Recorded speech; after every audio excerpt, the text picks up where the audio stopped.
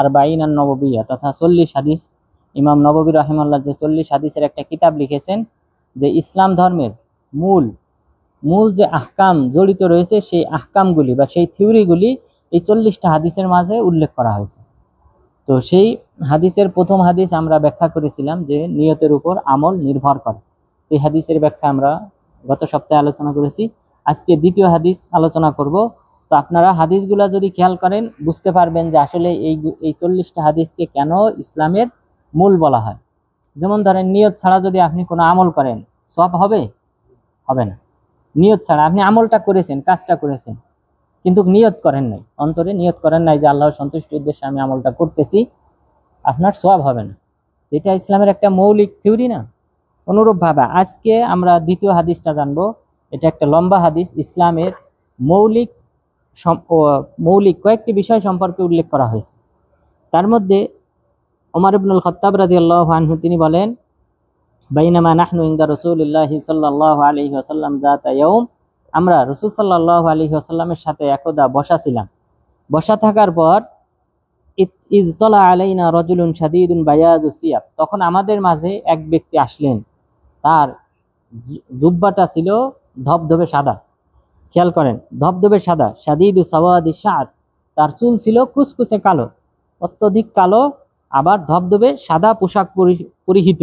লা ইউরা আলাইহি আসারুস সাফার, তবে এই ব্যক্তিকে দেখে মনে হয় নাই যে তিনি সফর করে এসেছেন।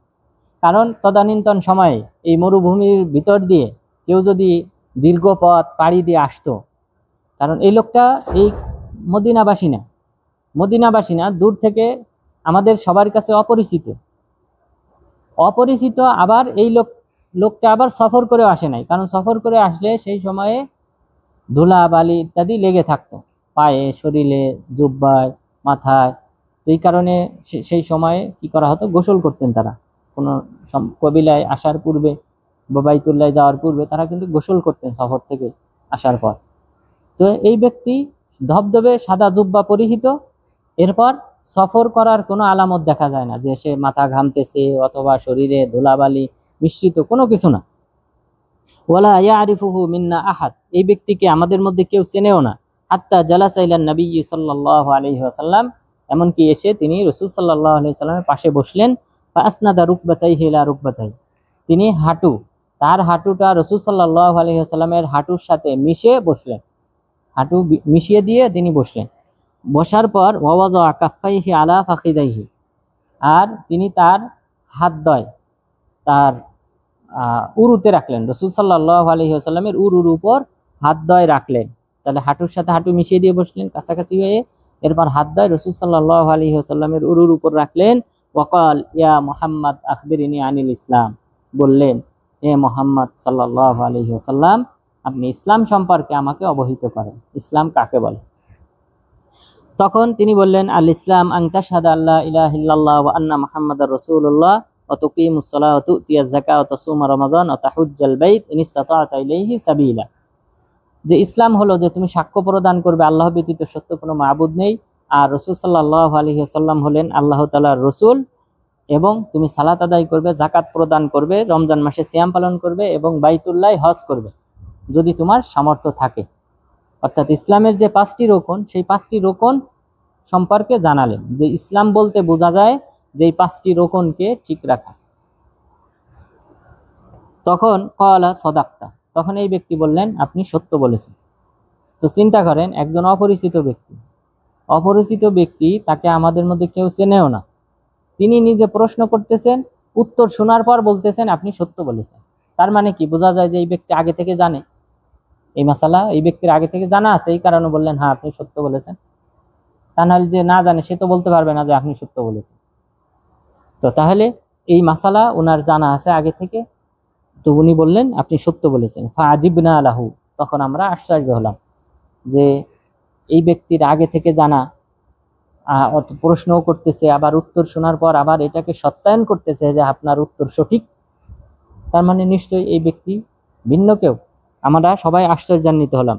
ইয়াসআলুহু ওয়া ইউসাদ্দিকুহু, সে প্রশ্ন করে আবার সত্যায়ন করে যে হ্যাঁ আপনার উত্তর সঠিক। তার মানে বোঝা যায় এই ব্যক্তি আরো আগে থেকেই জানে এই উত্তর। অর্থাৎ জিবরিল আলাইহিস সালাম তিনি আল্লাহ তাআলার কাছ থেকে আগে থেকে জানতেন।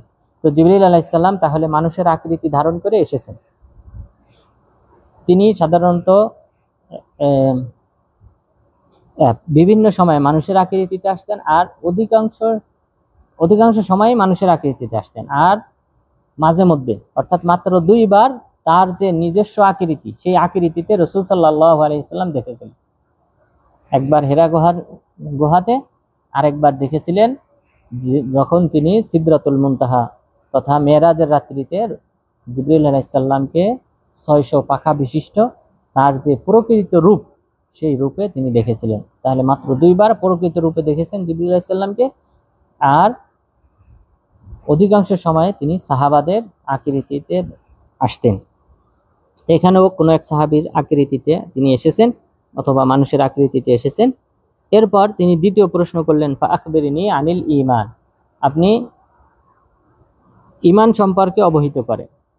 তখন তিনি বললেন, ঈমান বলা হয় আন তুমিনা বিল্লাহি ওয়া মালাইকাতিহি ওয়া কুতুবিহি ওয়া রাসূলিহি ওয়াল ইয়াউমিল আখির ওয়াল কদারি খায়রিহি ওয়া শাররিহি। যে ঈমান বলা হয়, তাহলে প্রথমে প্রশ্ন ছিল ইসলাম সম্পর্কে, দ্বিতীয় প্রশ্ন করলেন ঈমান কাকে বলে। তখন বললেন আল্লাহ তাআলার প্রতি ঈমান আনয়ন করা, ফেরেশতার প্রতি ঈমান আনয়ন করা, এরপর আসমানি কিতাবের প্রতি ঈমান আনয়ন করা, নবী রাসূলগণের প্রতি ঈমান আনয়ন করা, এরপর পরকালের প্রতি ঈমান আনয়ন করা এবং তাকদীরের ভালো মন্দের প্রতি ঈমান আনয়ন করা, এটাকে বলা হয় ঈমান। তাহলে ঈমানের রোকন কয়টি? 6টি।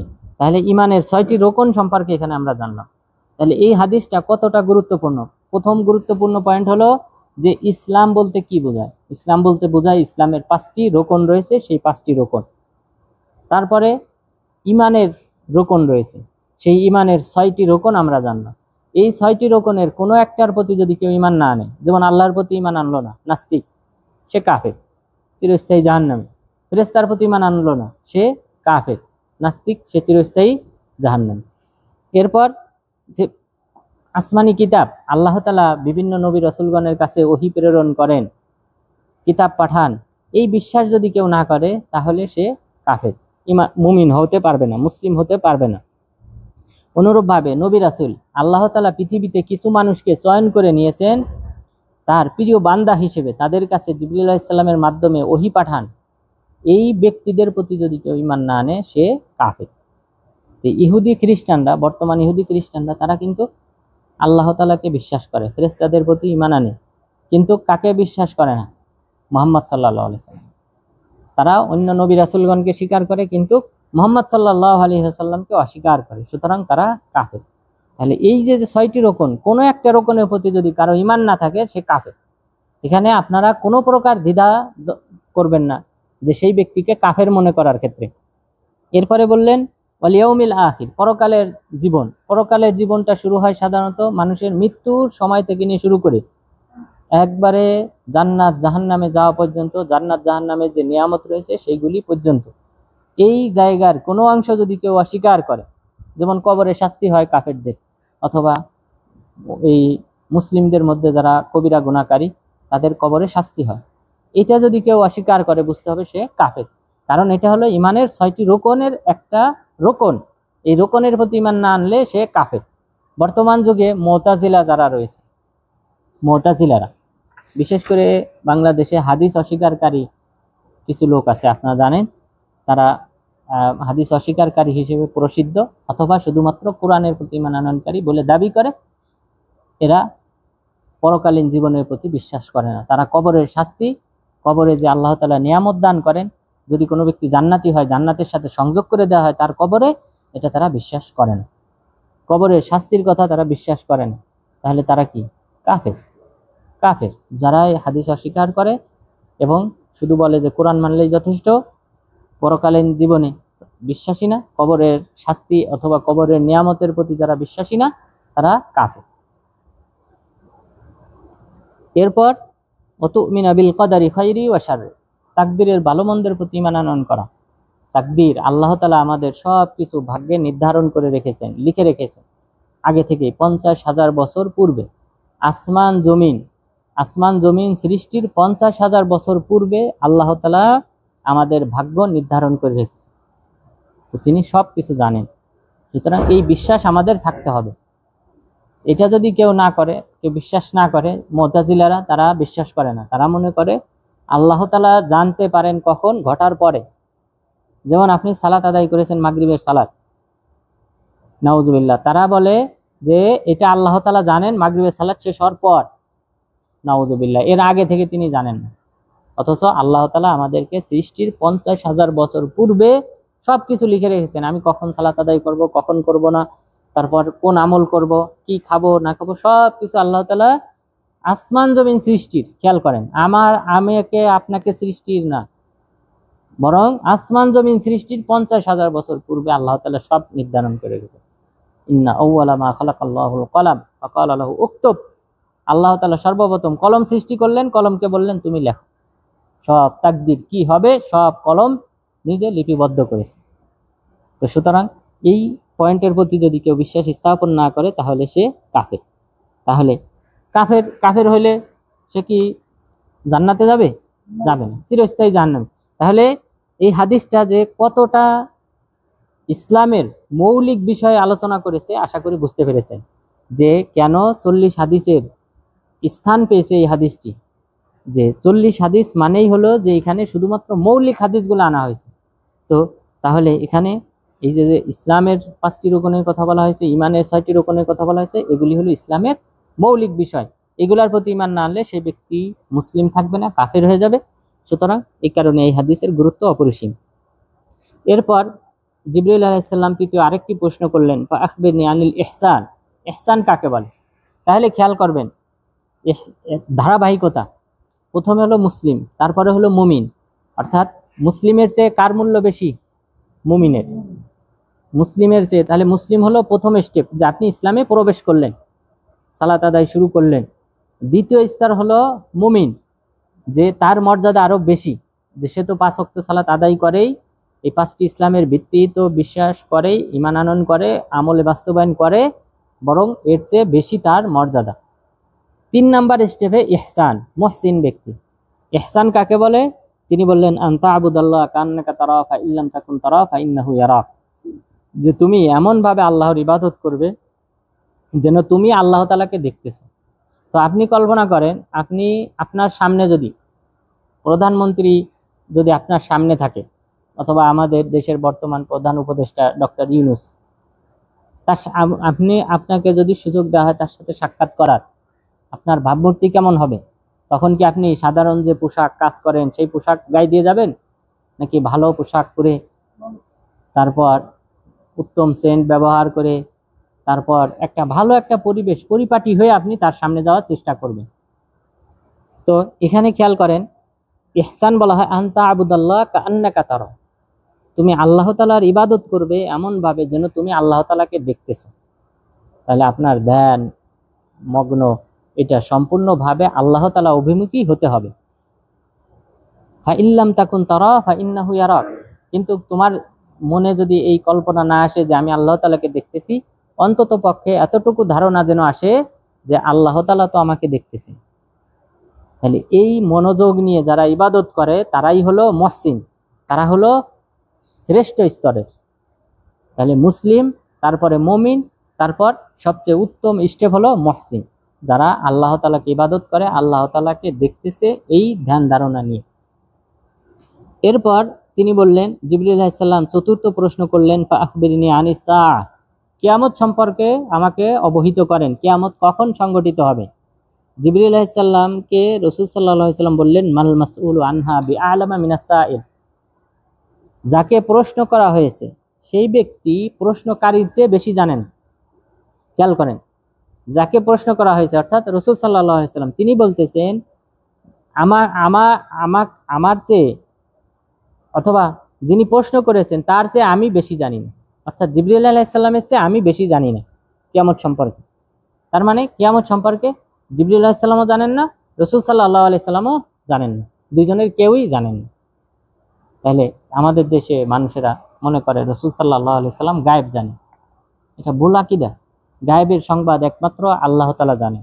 আল্লাহ তাআলা গায়েবী বিষয় যতটুকু নবী রাসূলগণকে অবহিত করেছেন, জিবরিল আলাইহিস সালামকে, অন্যান্য ফেরেশতাকে অবহিত করেছেন, তারা ততটুকু জানেন। এর বাহিরে কেউ কিছু জানেন। কিয়ামতের জ্ঞানটা আল্লাহ তাআলা কাউকে অবহিত করেন নাই। কখন কিয়ামত সংঘটিত হবে কাউকে অবহিত করেন নাই। এ কারণে রাসূল সাল্লাল্লাহু আলাইহি সাল্লাম বললেন, প্রশ্নকারীর চেয়ে প্রশ্নকৃত ব্যক্তি বেশি জানে না, অর্থাৎ আমরা দুইজন কেউই জানি না। তখন জিবরিল আলাইহিস সালাম ষষ্ঠ প্রশ্ন করলেন, ফাআখবিরনি আন আমারাতিহা। ঠিক আছে, কিয়ামত সম্পর্কে না হয় আমিও জানি না, আপনিও জানেন না, তাহলে আলামত সম্পর্কে বলেন। কিয়ামতের তো কিছু আলামত আছে, সেই আলামত প্রকাশ পাওয়ার পরে গিয়ে তো কিয়ামত হবে, সেই আলামতগুলি বলেন। তখন তিনি বললেন, আনতালিদাল আমাতু রাব্বাতাহা।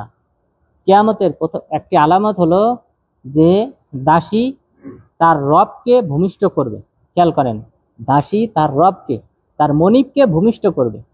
দাসী তার মনিবকে ভূমিষ্ঠ করবে, তার অর্থ হলো, যেমন ধরেন কোনো এক ব্যক্তি, স্বাধীন ব্যক্তি, তার কি আছে, দাসী আছে। এখন দাসী হালাল, খেয়াল করবেন, দাসী, ওই ব্যক্তি দাসী আপনি ক্রয় করেন, অথবা আপনি যদি দাসী যুদ্ধের গনিমত হিসেবে পেয়ে থাকেন, তাহলে উভয় অবস্থায় এই দাসী আপনার স্ত্রীর মতোই, আপনি আপনার জন্য হালাল। এখন এই স্ত্রীর গর্ভে, স্ত্রী নয়, এই দাসীর গর্ভে যে সন্তান আসবে, সেই সন্তান আপনার ঔরসজাত। সুতরাং আপনি তো স্বাধীন ব্যক্তি, আপনার সন্তানও স্বাধীন, কিন্তু মা তো কি রয়ে গেল, দাসী রয়ে গেল, তিনি তো এখনো স্বাধীন না। তাহলে সন্তান যে, সে কি হলো, স্বাধীন, কিন্তু মা দাসী রয়ে গেল। তো রাসূল সাল্লাল্লাহু আলাইহি সাল্লাম বললেন, কিয়ামতের আগে এমনটা বেশি ঘটবে, অর্থাৎ দাসীর সংখ্যা এক সময় বেশি হয়ে যাবে, সেখানে স্বাধীন সন্তানরা বেড়ে যাবে। কারণ ওই দাসীর গর্ভে যে সন্তানটা হবে, সে স্বাধীন হওয়ার কারণে তার মা দাসী থেকে গেল। তো এরপর এই সন্তানটাই তো মায়ের কি মালিক, মনিব। তো এই কারণে এটাই বলা হয়েছে যে দাসী তার মনিবকে জন্ম দেবে, ভূমিষ্ঠ করবে, অর্থাৎ সন্তান ভূমিষ্ঠ করবে, সেই সন্তান স্বাধীন হবে। ওয়া আনতারাল হুফাতাল উরাতাল আলাতা রিয়া আশা। এবং কিয়ামতের দ্বিতীয় আলামত হলো যে তুমি দেখবে যাদের জুতা নাই, খেয়াল করবেন, যাদের পায়ে জুতা পরার মতো এমন অবস্থা ছিল না, আল উরাত, যারা উলঙ্গ বিবস্ত্র ছিল, এত দরিদ্র যে কাপড় পরিধান করার মতো অবস্থা ছিল না, আল আলা, দরিদ্র, রিয়া আশাই, এবং ছাগল চড়াতো, এমন ব্যক্তিরা ইয়াতাতাওয়ালুনা ফিল বুনিয়ান, তারা বিল্ডিং বানানোর ক্ষেত্রে প্রতিযোগিতা করবে। আপনি দেখেন আমাদের দেশে অনেকে আছে যে অনলাইন থেকে কিছু ইনকাম করে, আপনার বাড়ির পাশেই হয়তো কোনো ব্যক্তি যে হতদরিদ্র, কিন্তু হয়তো কিছু ইন্টারনেট থেকে ইনকাম করা শিখেছে, শেখার পর দেখেন বহুতল ভবন তৈরি করতেছে, বিল্ডিং তৈরি করতেছে, গাড়ি তৈরি করতেছে, জমি ক্রয় করতেছে। তো চিন্তা করেন, তার মানে মানুষ হঠাৎ করে এমন চেঞ্জ হবে, মানুষের ধন সম্পদ হঠাৎ করে বের হবে, বা নিম্ন শ্রেণীর মানুষরা দ্রুত ধনী হবে এবং বিল্ডিং তৈরি করায় প্রতিযোগিতা করবে। তো রাসূল সাল্লাল্লাহু আলাইহি সাল্লাম বললেন, এটা কিয়ামতের একটা আলামত, যে বিবস্ত্র ব্যক্তি, কাপড় পরিধান করার অবস্থা ছিল না, তারপর পায়ে জুতা পরার মতো অবস্থা ছিল না, দরিদ্র, এবং কোনো এক সময় নিম্ন কাজ করতো, ছাগল চড়াইতো, এমন ব্যক্তিরা বিল্ডিং তৈরি করায় প্রতিযোগিতায় নামবে। দ্রুত মানুষের অবস্থা চেঞ্জ হবে, অর্থাৎ দরিদ্র মানুষরা দ্রুত ধনী হয়ে যাবে। এটা হলো কিয়ামতের একটা আলামত। ক্বাল সুম্মান তালাকা ফালাবিস্তু মালিয়া। এই প্রশ্ন করে তিনি চলে গেলেন, ওই ব্যক্তিটা চলে গেলেন। ফালাবিস্তু মালিয়া, ওমর রাদিয়াল্লাহু আনহু বলতেছেন, আমি অনেকক্ষণ অবাক হয়ে আমি বসে রইলাম, যে ব্যক্তিটা কে হইতে পারে, নিজে প্রশ্ন করে, উত্তর শুনে আবার নিজে বলে যে হ্যাঁ সত্য বলেছে। আমি অবাক হয়ে বসে থাকলাম। সুম্মা ক্বাল ইয়া উমার, তখন রাসূল সাল্লাল্লাহু আলাইহি সাল্লাম আমাকে ডাক দিয়ে বললেন, হে ওমর, আতাদরি মানিস সাইল, তুমি কি জানো এই প্রশ্নকারীকে?